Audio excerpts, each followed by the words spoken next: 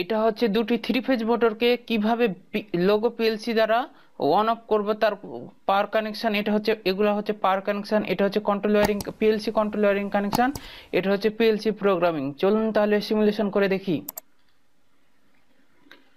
Circuit breaker on করলাম। On করার সাথে সাথেই দেখুন আমাদের স্টপ ইন্ডিকেটর লাইটটি জ্বলতেছে। আর এখানেও একটা স্টপ ইন্ডিকেটর লাইট আমরা ম্যানুয়ালি অন করেছি, কারণ দুই ভাগেও অন করা যায়। আবার এই ম্যানুয়ালি আমাদের সার্কিট ম্যাগনেটিক কন্ডাক্টরের সহিত আমরা কানেকশনটা করতে পারি। তো দেখুন আমাদের প্রথম অবস্থায় স্টপ ইন্ডিকেটর লাইটটি জ্বলতেছে, সাথে প্রোগ্রামেও কিন্তু এই স্টপ ইন্ডিকেটর লাইটটি জ্বলতেছে। এখন যদি আমরা মোটরটিকে অন করি, অন করার সাথে সাথে কি হবে, আমাদের দুইটি মোটর একসাথে অন হবে।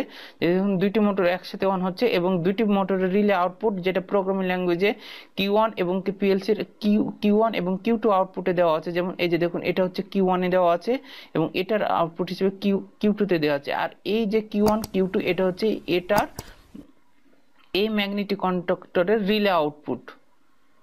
তো আমাদের প্রথম অবস্থা কি, আমাদের এই দুটি মোটর এখন অন আছে, মানে এই যে ইন্ডিকেটর লাইটের মাধ্যমে আমরা এখানে সেট করেছি।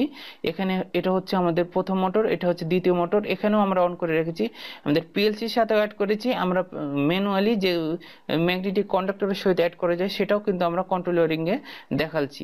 তো আমাদের এখানে কি দুটো ম্যাগনেটিক কন্ডাক্টর, আমাদের দুটি মোটর অন আছে, তাই আমরা দুইটি মোটরের ইন্ডিকেটর লাইটের মাধ্যমে আমরা দেখতে পাচ্ছি।